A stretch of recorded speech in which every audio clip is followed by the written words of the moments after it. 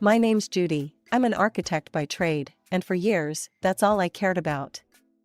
Big buildings, fancy complexes, you name it, I designed it. And let me tell you, the money was good. Real good. I was all about my career, you know? Climbing that ladder, making a name for myself. And I did it, too. By the time I hit my mid-30s, I was at the top of my game. But something was missing.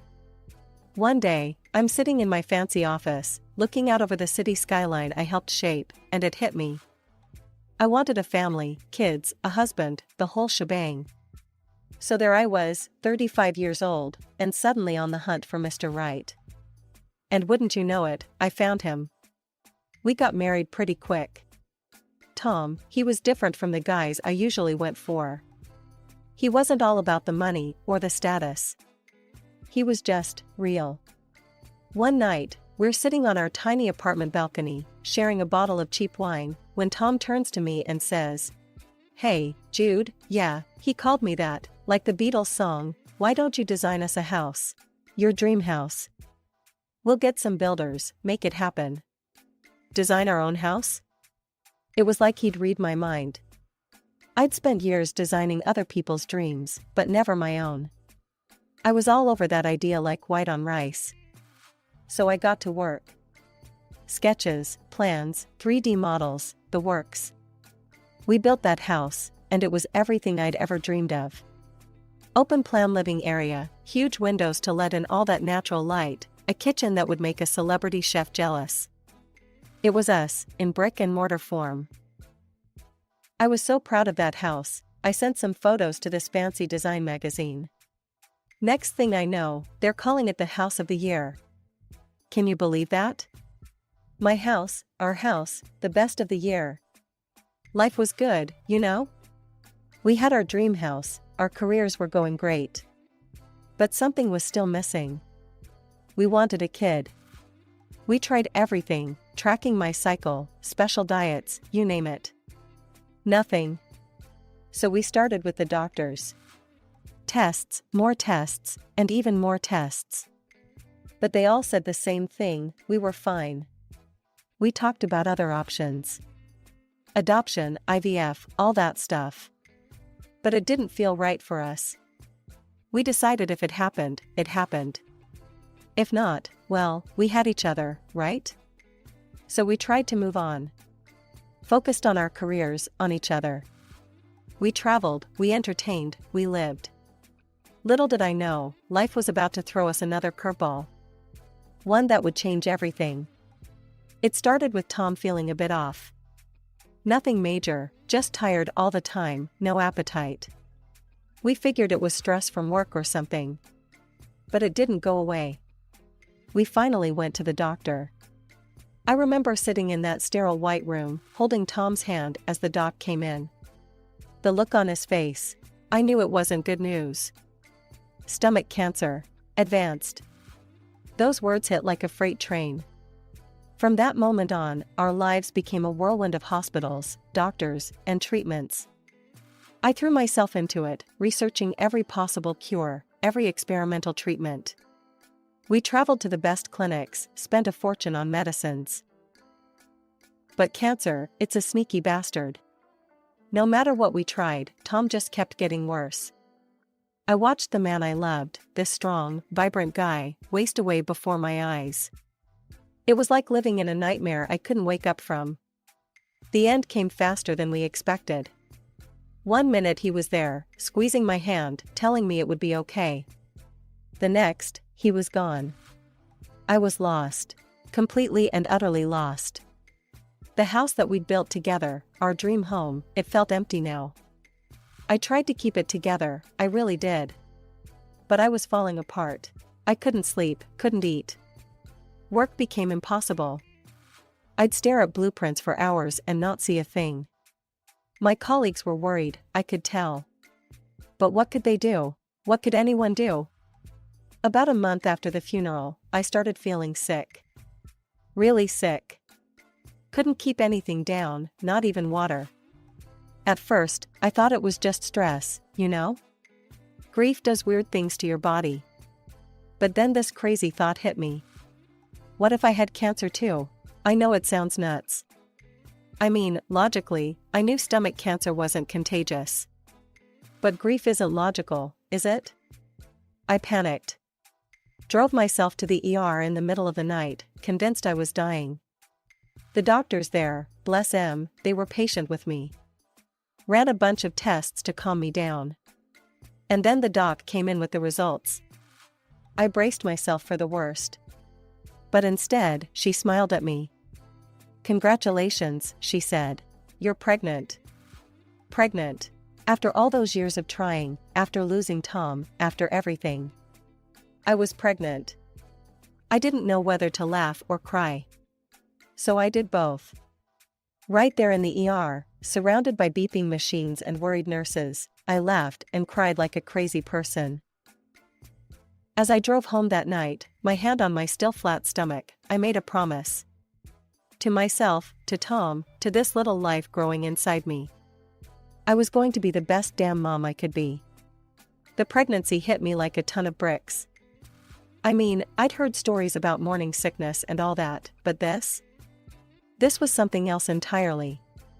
I could barely drag myself out of bed most days, let alone work on complex architectural projects. My boss, Jake, he tried to be understanding at first.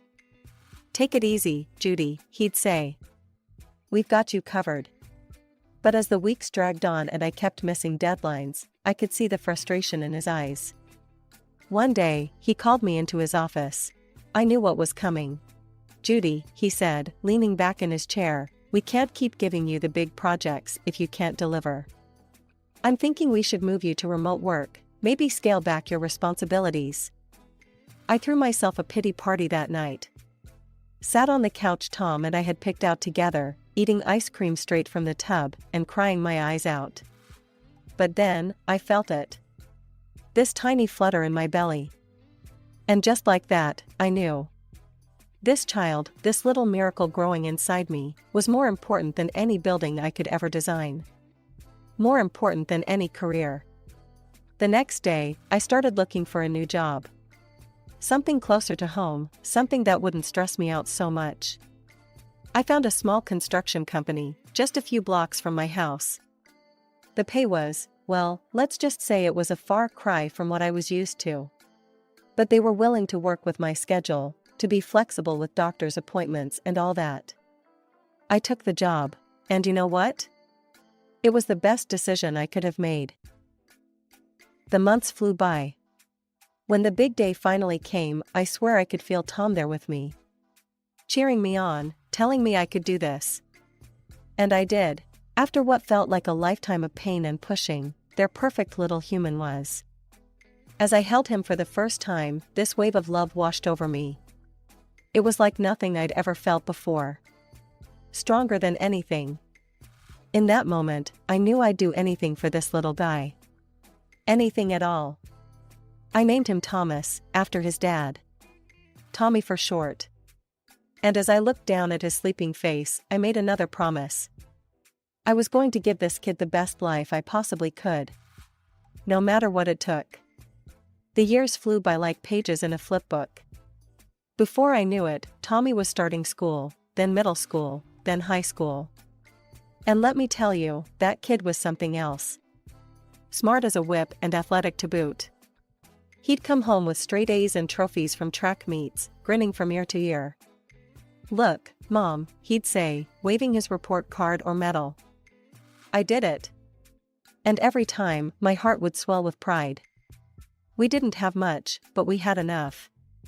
A roof over our heads, food on the table, and each other. What more did we need? I made sure to be home when Tommy got back from school, to help with homework, to cheer him on at his meets. No late nights at the office for me, no sir. Tommy was my priority now. High school graduation came and went in a blink. Tommy, cap on his head and diploma in hand, beaming at me from the stage. I cried like a baby, of course. Couldn't help it. My little boy was all grown up. Then came college. Tommy got into a great school in another city. I was so proud of him, but man, it was hard to let him go. The house felt emptier than ever without him around. But you know what? It also gave me a chance to focus on myself again. I threw myself back into work, took on bigger projects. The money started flowing in again, and it felt good. I could help Tommy with his tuition, send him some extra cash for books and stuff. Every weekend, I'd hop in the car and drive to see him. We'd grab lunch, catch a movie, just hang out. It was different, sure, but it was still us. Still good. After graduation, Tommy decided to stay in the city. Got himself a good job and everything. I was happy for him, really I was. But a part of me missed having him close by. A few years went by like that. Me working hard, Tommy building his life in the city. Then one day, he called me up, sounding all excited. "Mom, I've met someone," he said. "Her name's Sarah. She's amazing, Mom. I think she might be the one." I was thrilled for him, of course. All I ever wanted was for Tommy to be happy. And from what he told me, this Sarah sounded perfect. Smart, beautiful, from a good family. Tommy was head over heels. But then things started to change. Tommy called me up one day, out of the blue. "Hey, Mom," he said, sounding a bit sheepish. "I was wondering, could you maybe help me out with buying a car? And, maybe send a bit more money each month? I want to take Sarah out, buy her nice things, you know?" I felt my heart sink a little. This wasn't like Tommy at all. He'd always been so responsible with money. "Honey," I said, trying to keep my voice gentle, "you know I'd do anything for you. But a car? And extra money for gifts? That's a lot to ask. You've got a good job. Why can't you save up for these things yourself?" There was a long pause on the other end of the line. When Tommy spoke again, his voice was cold. "I thought you'd understand," he said. "I thought you'd want me to be happy. But I guess I was wrong." The line went dead before I could respond. I stood there, phone in hand, feeling like I'd just been slapped. After that, things were different. Tommy didn't call as often. When he did, our conversations were short, stilted. It felt like there was this wall between us now, all because I wouldn't buy him a car or fund his lavish dates. I tried to tell myself it was just a phase. That Tommy would come around, realize that love wasn't about fancy cars or expensive gifts. But as the weeks turned into months, and the phone calls got fewer and farther between, I couldn't help but worry. A year passed in a blink. Then one day, out of the blue, Tommy showed up on my doorstep. He wasn't alone. "Mom," he said, grinning from ear to ear, "I want you to meet Sarah. We're getting married." Sarah was everything Tommy had described, pretty, polite, the works. But there was something off. The way she looked at me, it was like I was some quaint little curiosity. Still, I plastered on a smile and welcomed them in. "Oh, what a lovely home," Sarah exclaimed, her eyes roving over every inch of the place. "It's so charming and comfortable." They stayed for dinner, chattering about wedding plans. Sarah's parents were footing the bill, apparently. As they talked, I couldn't help but notice how different Tommy seemed. Gone was my down-to-earth boy. In his place was this stranger, all flash and no substance. The wedding was, well, it was something else. More like a coronation than a marriage ceremony. I felt like a fish out of water, surrounded by all these fancy folks in their designer duds. Tommy barely had time to say hello, too busy schmoozing with Sarah's family and friends. After that, I threw myself into work. Took on big projects, worked longer hours. The money started piling up, and I had this crazy idea. I'd design a house for Tommy and Sarah, build it from the ground up. A wedding gift, you know? But something held me back. I decided to wait, see how things played out. Months went by. Then one day, Tommy and Sarah showed up again. "Mom," Tommy said, "we've been thinking. This house is too big for you alone. Why don't we move in? Keep you company?" I was over the moon. I helped them move in, rearranged things to make room. It felt good, having life in the house again. But that feeling didn't last long. A month in, and Sarah started throwing her weight around. Ordering me around in my own kitchen, demanding fancy meals and expensive wines. "Look," I said one day, trying to keep my cool, "this is still my house. I appreciate you being here, but..." Sarah cut me off with a shriek. "Tommy, did you hear how she spoke to me?" And to my shock, Tommy yelled at me. At me, his own mother. After that, things got real cold. They barely spoke to me, like I was some kind of ghost haunting my own home. Then one night, I overheard them talking. "We need to get rid of her," Sarah was saying. "This house is wasted on her." "Yeah," Tommy replied, and my heart nearly stopped. Mom's had her time. Maybe we should look into nursing homes. I couldn't believe my ears. My own son, plotting to throw me out of my home? The home I'd designed, that I'd raised him in? I stepped around the corner, fury boiling in my veins. "How dare you," I spat. Tommy looked shocked, then guilty. But one glance at Sarah, and his face hardened. "Mom," he said, his voice cold, "I think it's time for you to leave." That was it, the last straw. "Leave?" I laughed, but there was no humor in it. "Oh no, sweetheart. This is my house, my name on the deed. If anyone's leaving, it's you too." Tommy's face went red. "But Mom..." "No buts," I cut him off. "Pack your bags. Both of you." They tried to argue, but I stood firm. This was my house, damn it. As I watched them drive away, bags piled in the back of their fancy car, I felt empty. How had it come to this? Where had I gone wrong? The calm after the storm didn't last long. My phone started ringing off the hook, Tommy's name flashing on the screen every time. At first, I ignored it, but eventually, I picked up. "Mom," Tommy's voice was cold, calculated. "We need to talk about the house. It's half mine, by law. Dad left it to me too." I felt my blood pressure rising. "That's not true, Tommy. Your father left everything to me." "Well, I'm challenging that. I want half the value of the house. It's my right as Dad's son." He hung up on me, just like that.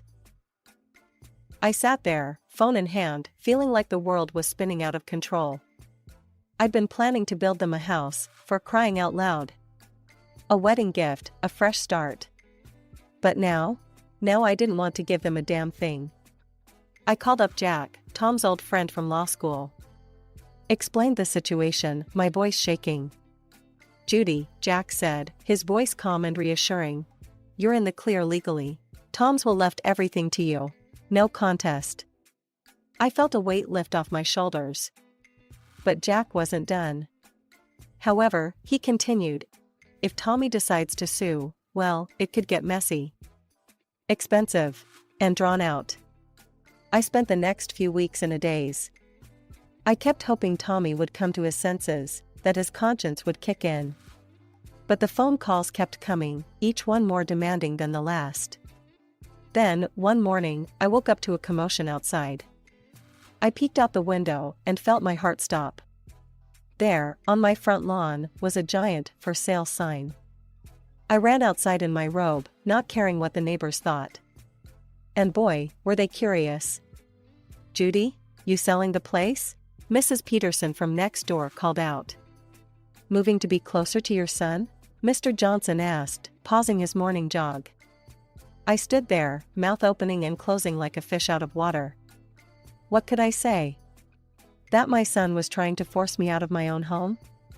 I tried calling Tommy, my fingers shaking as I dialed. Straight to voicemail. With a grunt of frustration, I yanked the sign out of the ground. It came up easier than I expected, nearly sending me tumbling backward. I dragged it into the garage, out of sight. Back in the house, I sank onto the couch, the same one where Tom and I used to sit, where I'd nursed Tommy as a baby. Tears welled up in my eyes, but I blinked them back. I wouldn't cry. I was Judy goddamn Miller. I'd designed skyscrapers, for Pete's sake. I'd raised a child on my own. I'd faced worse than this. I was trying to relax that evening, curled up on the couch with a book I couldn't focus on, when I heard the front door open. My heart leapt. Was it Tommy, coming to his senses?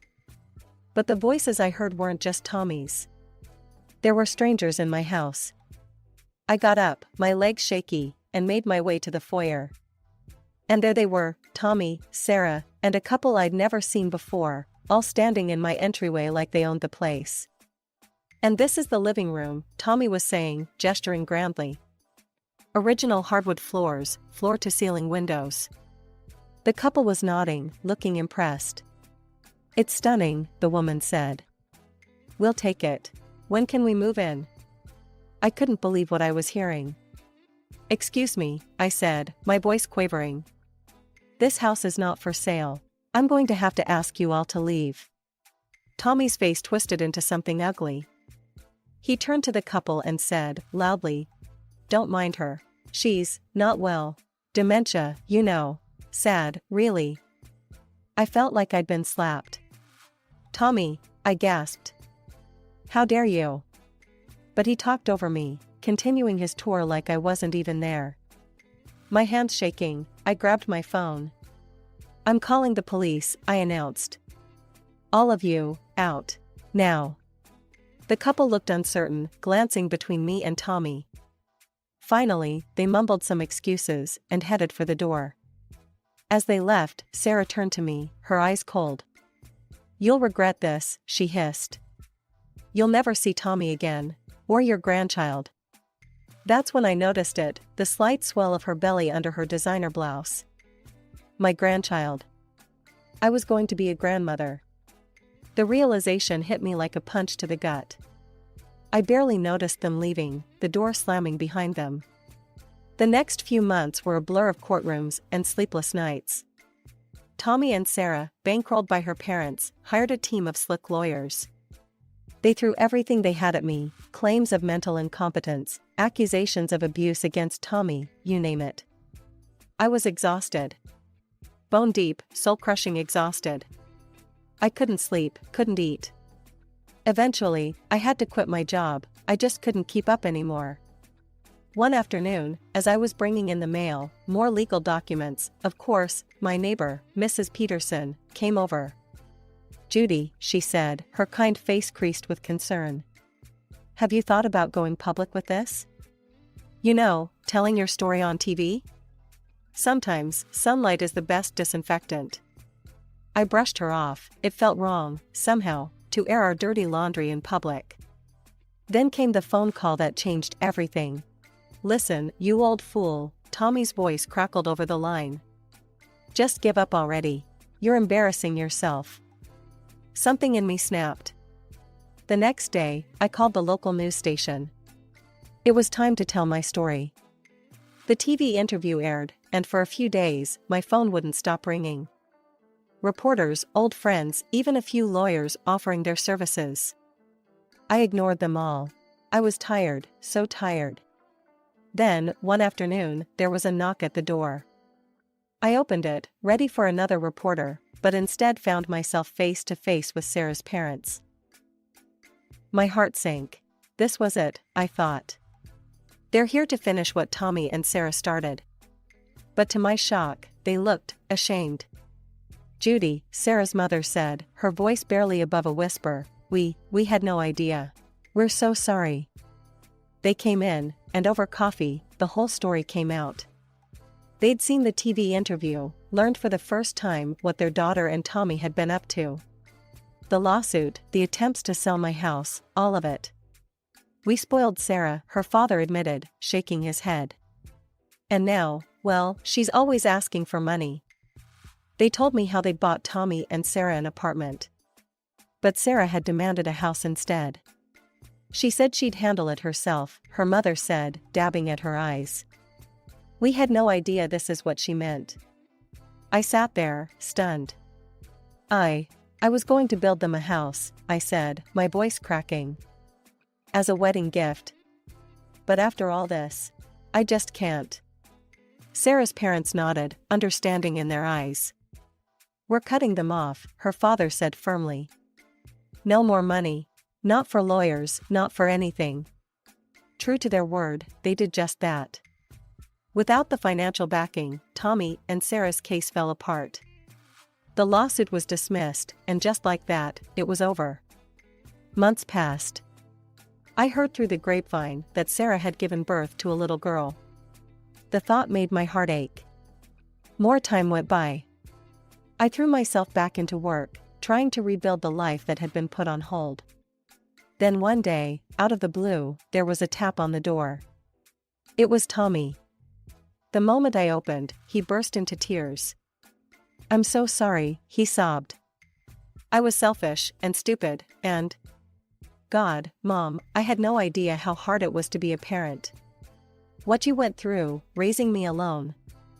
I stood there, watching my son cry, feeling a mix of emotions I couldn't even begin to untangle.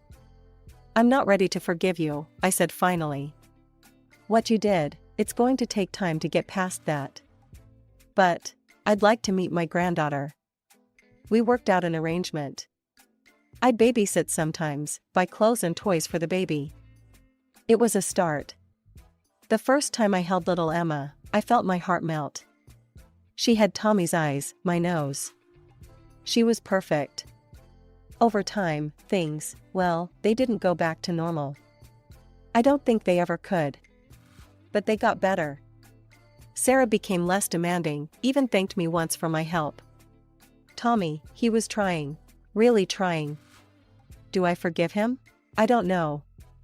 Some days, when I'm playing with Emma, seeing Tommy's smile in hers, I think maybe I can.